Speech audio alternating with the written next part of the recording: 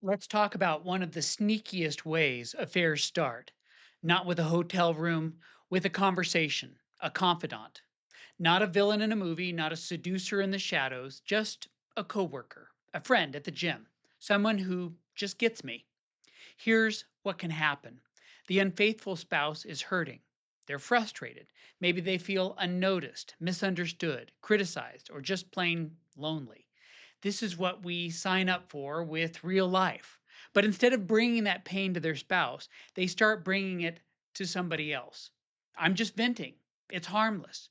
They're just a good listener. So they start sharing more.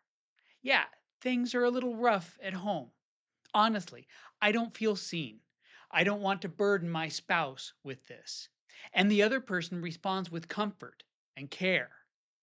Wow, that sounds really hard. You deserve to feel appreciated. I don't know how they can't see what they have in you.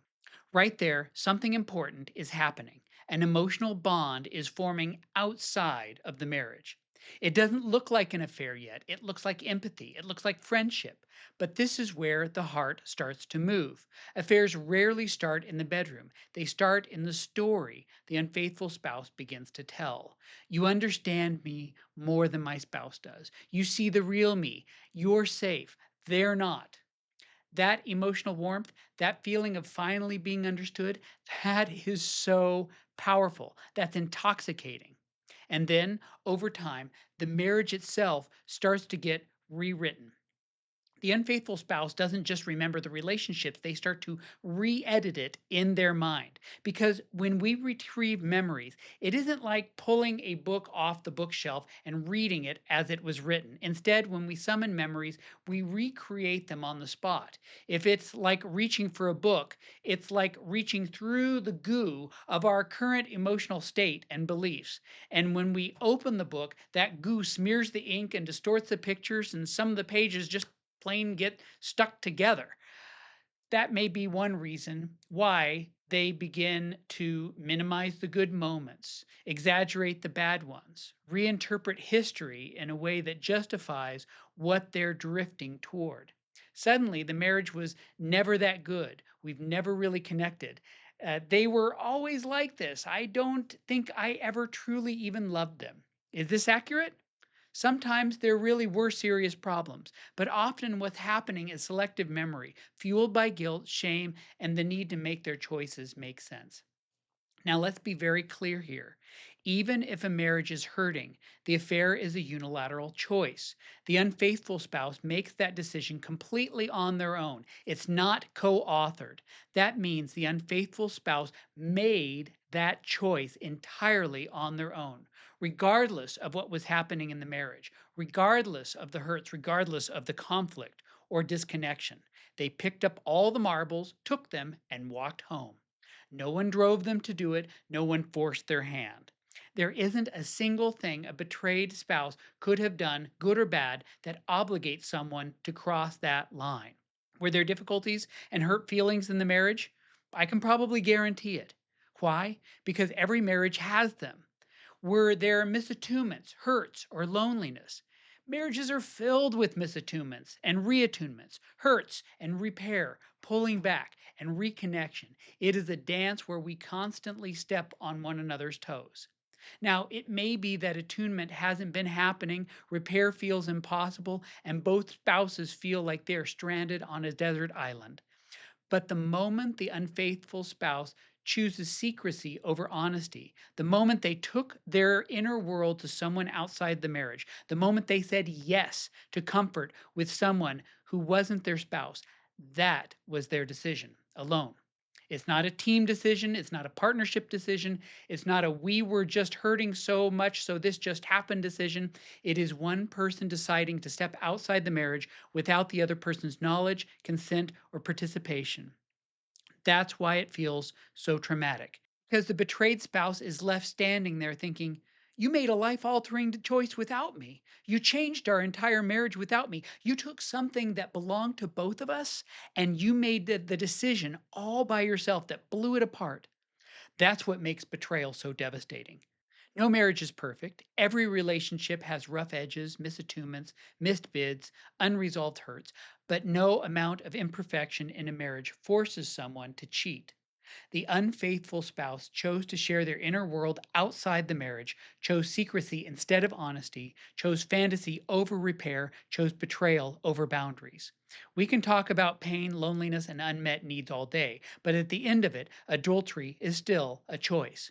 Here's something that really complicates the story. There are people who have committed adultery who report being in a happy marriage. Not a perfect fairy tale level, but genuinely happy by their own description. Think about what that means. That means that there are multiple opportunities, couples who did do date nights, couples who showed up for each other, couples who cared and served and laughed together, and spouses who still went wayward. So, if you're the betrayed spouse, hear this. Your kindness didn't fail. Your effort didn't necessarily fall short. Your date nights, your caregiving, your attempts to understand, that wasn't wasted. There are real cases where, from the outside, this looked like a reasonably good marriage and someone still chose infidelity. Now, that doesn't mean the marriage had no issues. Every marriage does. But it does mean this: I cheated because my marriage was bad is not the full story. Sometimes the marriage really was struggling. Sometimes it was actually pretty decent. In both scenarios, the affair is still the responsibility of the one who chose it. I want to give you one question that I think is incredibly important. One of the most valuable questions an unfaithful spouse can ask themselves, but it only matters after you've taken full responsibility for the betrayal, not before, not while you're still minimizing, after. And here's the question: how much of this affair was about the marriage, and how much of it was about your own personal journey? This question matters because it separates two very different layers of meaning. Layer one is the marriage story. Every marriage has patterns, disconnection, misunderstandings, unmet needs, emotional distance. These things don't excuse an affair ever, but they do create the context in which vulnerability grows. Layer two is your personal story. This is the part most people overlook, the part that isn't all about the marriage, it's about you. It's about your emotional maturity, your fears, your attachment wounds, your hunger to feel valued or desired, your avoidance, your loneliness, your unspoken needs, the parts of you that never learned how to bring your inner world into your marriage relationship. When unfaithful spouses avoid this question, they usually default to the simplest explanation: the marriage was bad. But when they slow down and actually answer it honestly, something deeper comes out. There were parts of me I never dealt with. I didn't know how to ask for closeness. I felt insecure and I didn't share it. I let someone else become my confidant because I didn't know how to become vulnerable at home. This wasn't only about us, this was also about me. That kind of clarity, that kind of emotional honesty is necessary for healing. It helps the unfaithful spouse understand why they crossed a boundary they never thought they'd cross. It protects the betrayed spouse from taking on blame that isn't theirs. And it gives the marriage a chance to grow into something perhaps forever marked, but perhaps also something more connected than it was before. Because you can't rebuild a marriage if you can't tell the truth about what happened. Now, let's talk about something really hard. If you're the betrayed spouse, your world has been shattered. You feel blindsided, humiliated, gutted, angry, and completely unsafe. And the natural, understandable focus is this: look at what you did to me. Look at the damage you caused me. And honestly, that focus is valid. The harm is real, the trauma is real. We're not going to minimize that. But here's the tension: for a couple to heal, not to excuse, not to erase, but to heal.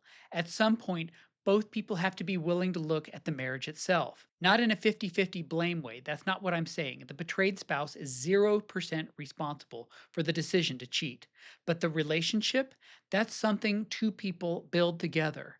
And the temptation for the betrayed spouse is to be so consumed by the wound that they never feel safe even looking at their own experience in the marriage.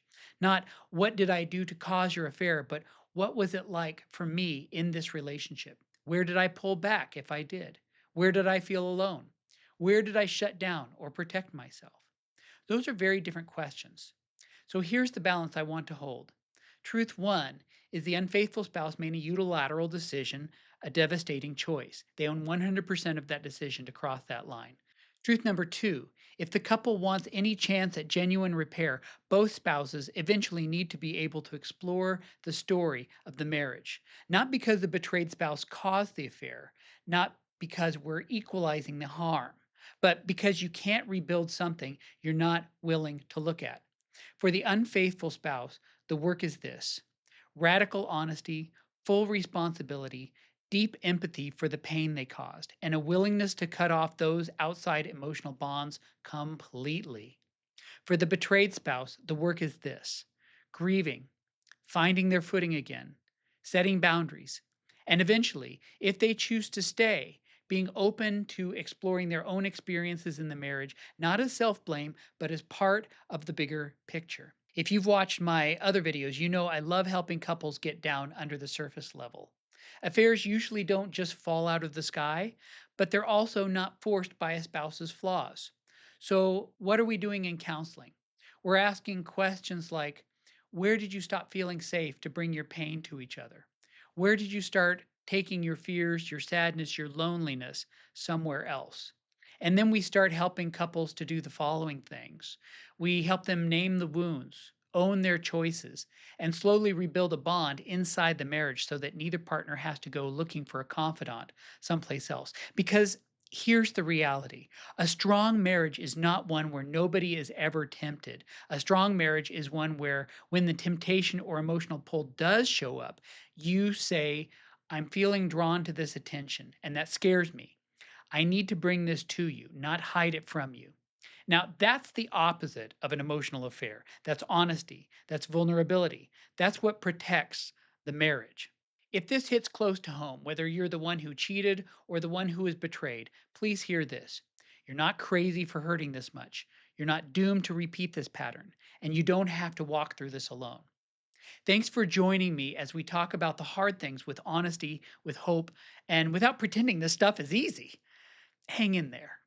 I'm rooting for you.